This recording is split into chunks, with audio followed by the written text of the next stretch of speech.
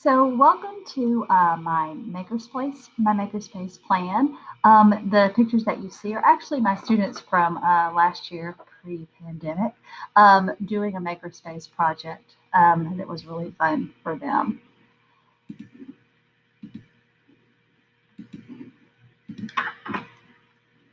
So my three main goals for Makerspace are to create a dedicated Makerspace area and expand the use of existing library Makerspace materials. This is once I become the librarian. I didn't put any of my personal classroom goals. Two is to develop professional development for classroom teachers and collaborate with Makerspace lessons for the classroom to create teacher maker kits that they can check out so that there's more making going on in classrooms than there currently is. My third goal is to encourage student participation in the development of the school makerspace area and activities. The benefits of the makerspaces, the five of them that I came up with, are most important to me is equity. Makerspace gives every student the same access to creation and technology regardless of their circumstances or funds. It's really important to realize that there are a lot of kids that don't have that opportunity at home. The second benefit is it kind of connects literacy and STEM. It's where those two meet for me. It brings together literacy and then other academics, areas of academics, connecting the two. Third, it promotes growth mindset where failure is an opportunity to improve, often in a risk-free environment, which is supposed to carry over to the classroom and make kids more eager to fail and learn from that failure. Makerspaces cultivate future-ready skills like collaboration, problem-solving, and innovative thinking. And the fifth benefit is that Makerspace promotes creativity and provides opportunities for expression and independent inquiry, and that's where kids learn best. Some of the things that we've done that I can use, obviously the UTEC model activity, using that to differentiate activities in the classroom, outside of the classroom, but also embedding that differentiation into activities, almost like levels in a game. The book and build activity was something I will definitely use and have used actually before this. Doing a build connected to literature is one of my favorite things to do. I'm hoping that my vision is to have a section completely dedicated to student and staff created book builds where I'm not the one creating them, the kiddos are. And then each book that they create on would have an activity connected to it. It would be cataloged in one area in the makerspace outside of the regular library, and then have a QR code that links to the project so that when kids check out a book, they also have a QR code in there. They could do projects at home with it or at school using things that the patrons could check out. I think that would be an amazing thing to do, especially to have kids creating these. You could even turn that into a type of a maker fair. The problem solving and inventing a prototype activity, I could use that. That's widely usable in several different aspects of the curriculum. Presenting students with quick challenges to solve with parameters is a great warm-up for station. It could also end up being a great project-based learning activity and tackling real-world authentic issues. It would be great to use also as a jumping off point for a maker fair. Three ideas that I wanted to remember. I love the Just Paper activity and the bookmarks. I think just having an activity where the kiddos can make their own bookmarks, it makes it so much fun for them. I love the cute little corner monsters, especially. Every book and build. I loved all of the book and build videos. They were unique and creative, and it will be a great way to start that book and build section that I'm envisioning. Also, the digital tools activity that we did. I liked making the infographic and then the digital tools that I had found. I really want to remember several of those to use in the future.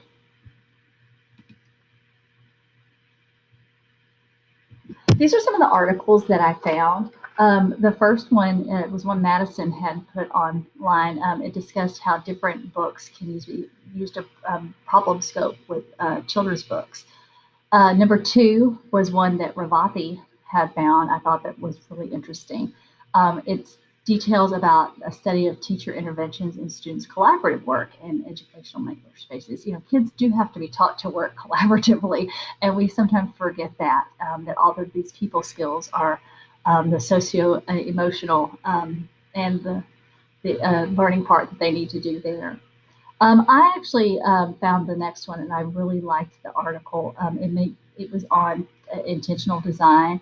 It made sense that if a student's not given the opportunity to create design, they may never see themselves as a creator or designer, and that's really important for kids. I hadn't heard of it put that way before that article. The fourth article that I was interested in was one that Mindy had put on there. It gave a great insight into what she described as going beyond the shiny and not seeing, Makerspace is a theme to have in the library, but it should be viewed as a collection to be vetted and curated. I like that. That really spoke to me. The fifth article was another one that I had found on campus library collaboration, and it discussed the challenges to makerspace implementation, and it suggested using student feedback to help that implementation to fit campus needs. I thought that was something that I could use going forward. These were some of the books that I definitely want to have available to me. Of course, Trisha's book I thought was really good and easy to understand and use. The next one was Innovator's Mindset. That was one that my principal had recommended to me when I came to her and told her that I was going to go on a journey to become a librarian. And then the other ones that I have found, they were actually recommended by Diana Rendina. On Knowledge Quest, there was an article in 2015 on their, it's called 5 Makerspace Books You Need to Read. And The Art of Tinkering and the Invent to Learn book were there. The other one I just found Googling around was the Big Book of Makerspace Projects. But the name Colleen Graves obviously has come up several times. So I think anything that gives you built-in projects would be a great thing to have. So some of the websites that I like, that was the Tinker Lab website, Maker Fair. These are two that I had found. Then this Make It at Your Library, that was one Jana found. It had so many projects in it. Storyboard That, that was the crazy cartoon that I made. I'm so going to use it in my classroom. And then Trisha's website with all the multiple resources to be able to use was just fantastic. Now on to my makerspace. Okay, so my future makerspace is already going to be located when I take over when and if I get to take over as the librarian in our school. We actually have a space that's dedicated in our library. So there are going to be some existing features that already exist, like a Lego wall and a chalk wall. But I want to expand that out on a massive scale. As far as storage, I really like a variety of open and hidden storage. There is already some shelving behind the area that uses it now, which it's really very rarely used in making, but it could be. There's a math manipulators back there. I'd have to find a place to relocate those. Also, using seating that has hidden storage would help as well. And I would love to have one of those pegboards for the areas that's dedicated to some heavier duty stuff like tools and hot glue guns and things that just aren't out everywhere. But I love the way that the pegboard looks for more intensive builds. As far as tables and seating, there are plenty of tables in our library, and I don't want the kids to just be in one part of the makerspace. I also want them to go out into the tables, into the library as well. So there'll be a combination of tables and flexible seating. That includes stools, floor seating, wobble stools, things that kids can choose. Tables, both regular, and I find that a few tables that are a little bit taller for standing are great, like cafe type tables are good because some kids really need to stand up. I have those sorts of things in my classrooms as well. There will also be making sure that all the surfaces are wood or plastic for easy cleaning. The one thing that is bad in our libraries is the area where the makerspace is carpeted. I would love to see that not carpeted, which would really help. And so here is kind of a picture of my makerspace imagined. So what I did is I took a picture of the existing space in the library that is there, where I see the makerspace happening, and I layered in a bunch of images with the backgrounds removed so that you could kind of see what I'm looking at. You can see that there's the pegboard tool area, and I added a bookshelf where I'm seeing those book and builds where kids can go and check out books, but also check out a build if they want to go with it, or at least know that these particular books have a QR code inside where you could do a build. I want to have a lot of robotics and a variety of robotics. Right now, we already have Dot and Dash and Bebot, but I want Spheros and Ozobots. I am obsessed with Ozobots because if you can color, all you have to do is just use a colored marker and it's going to code that. It's so simple to me. Then you have a Lego wall and a chalk wall. Those already exist in our library. I have the Makerspace carts there. One's fully loaded, one's empty, where I would put my own stuff. I kind of see that table with storage, and we have different tech tubs for the Chromebooks. So those wouldn't be out all the time. They would have to come in and out, or an iPad cart as well. Then I put on here the podcast and green screen corner studio. I really would like to have a recording studio where teachers can actually check some stuff out, but we can also do green screen and podcasts recording in the library. Kids can record all kinds of different things for books and builds, make their own book and build videos. I think it would be really cool. The one thing to consider is obviously the existing items in place of the shelving, whether it's movable or not. I mentioned the flooring. You can see that it's carpet flooring and rugs. I would love to have that area tiled in. We just got our whole school tiled, so I would love to see part of that tiled as well. Table heights. It's K through 5 school, so you have to kind of think about what can the different kiddos manage. And one thing is the electrical outlet locations. You would really have to think about where these things are, or I would have to think about where these things are in order to be able to plan, like especially that pegboard tool area, and where am I going to put different chargers and things like that. So that is something to really consider that I hadn't thought of, because we have a much older school. The school is 35 years and older actually than 35 years.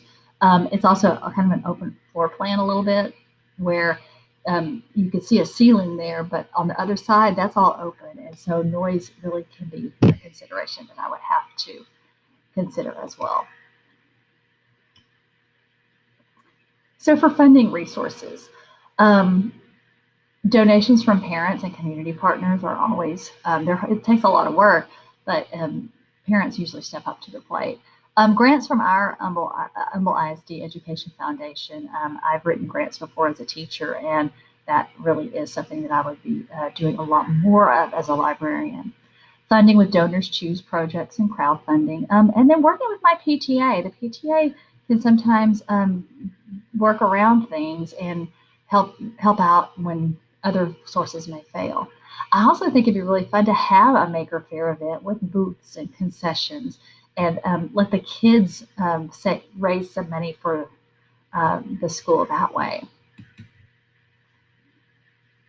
Oh my gosh, okay, 100 things that could be donated. I was so overwhelmed when I read this, and at first I was like, well, I can't even think of 100 things, period. But I did. I was able to think of, okay, well, I don't just need tape. You need different types of tape. You need clear tape, masking tape, duct tape, painter's tape, electrical tape. When I did a project a couple of years ago where we had, it was kind of the prototype activity that we did, but it was with the book, The Most Magnificent Thing. And the kids had to invent something, it had to have use. It could only be, basic items. It couldn't be anything that they bought. So we asked parents to bring in stuff, and my room was just a trash heap of donated things. Parents really did step up to the plate. So when I decided that I wanted to make Makerspace boxes for my classroom, I wanted to have I wanted to have 6 tubs that I could put out at table groups, and kids could do things. I just put it on my wish list, and sure enough, here came the pom-poms, here came the feathers, here came the ribbon, here came the pipe cleaners. Parents really do step up to the plate, and I'm lucky to be at a school where that happens. In fact, one time our librarian wanted to build an igloo that kids could get in and read for a winter project, and she just asked parents to send in gallon milk jugs, and she sure enough built a big darn igloo.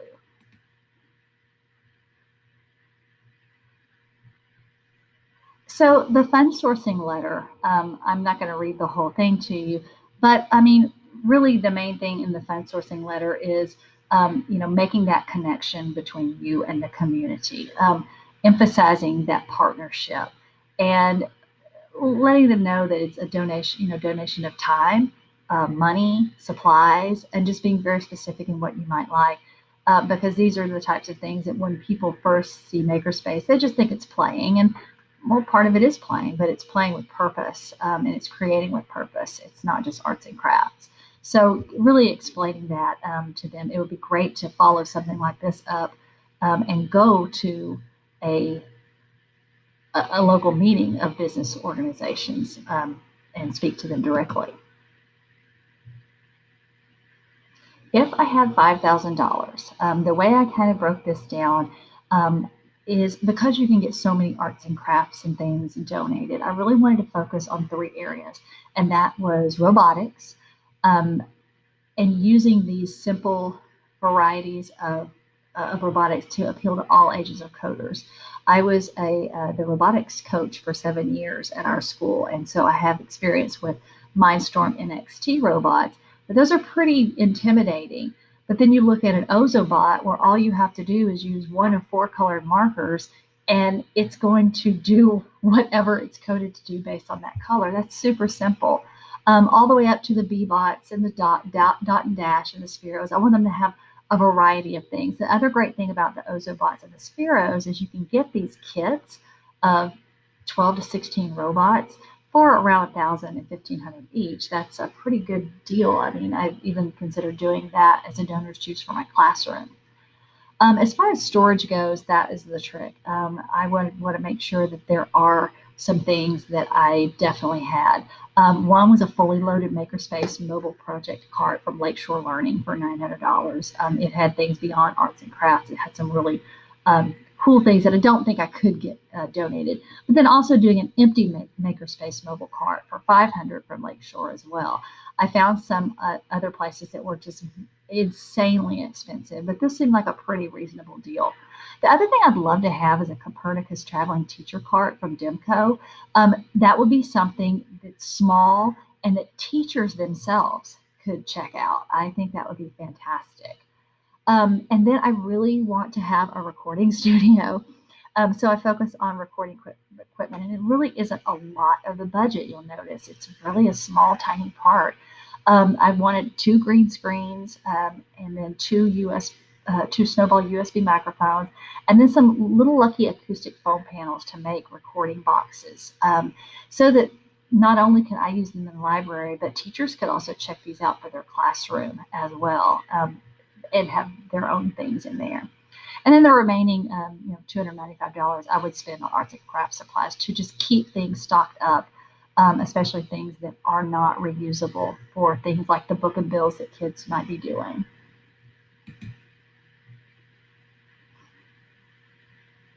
Marketing. So 5 ways that I would get people excited about this. One is speaking of school board meeting. Again, Makerspace is very misunderstood sometimes, but I would love to speak at school board meetings and get them involved. That also went to speaking at other local community meetings. Hosting that annual Maker Fair, I think that would be such a fun way to get local news coverage and encourage other schools to start a Makerspace. Because we have the science fair, why not have a Maker Fair where people can come and see that what the end result is. Then also having a weekly section in the school newsletter. This would let families know about our Maker program and hopefully increase interest in donations. Then, of course, social media and a blog. You can't not have that, even as a classroom teacher. Regularly posting on Twitter generates interest and builds community connections, so does a blog. And then just showing up at local events. Our town has a lot of events each year. We have kind of a town center area, and having a booth to showcase our students would build great community interest. I think that would be a lot of fun for the kids, and make it really relevant for them. So who, what, and when? Who will use my Makerspace? Students during class. Obviously, I would design lessons around that. Teachers in professional development. I would really like to do some, at least every quarter, do a professional development about how teachers can use this in the classroom. After school clubs. I'm a big believer in after school clubs when you can do them. I know it takes, we work crazy hours as teachers already, but it is really a beneficial thing to do. Ways to get people involved. Family maker nights. We have family book fairs. Why not have a family maker night? Extracurricular clubs. Lesson design collaboration. I'd love to sit down with those teachers and go, okay, let's design a lesson. What are you doing right now? How can you work a simple make, even if it's just a baggie of things. I did a lesson one time where the kids had 4 pipe cleaners and they had to design a symbol that represented the character's main character trait. So something simple like that, anything that gets them involved. Also, I think I see this as a behavior reward system for kids that are struggling. We have an adaptive behaviors program at our school, and I think that would be a great incentive for them to work towards is time in the makerspace. And then different community collaborations as well.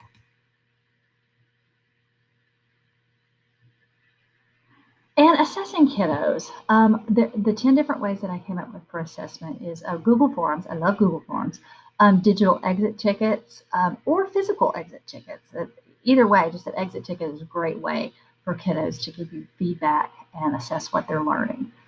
Peer feedback and giving them that explicit instruction on how to give feedback to their peers. A suggestion and comment box. Um, Formative check-ins before and after. That's something like a fist to 5, the fist being the worst and 5 being the best. Like, hey, how are you feeling about this thing that we're about to do? Afterwards, how do you feel about it now? How do you feel? What worked in your project, what didn't? Then summative procedure quizzes as well. Rubrics for projects, letting kids know ahead of time, having that rubric up front, and having some consistency in the rubrics.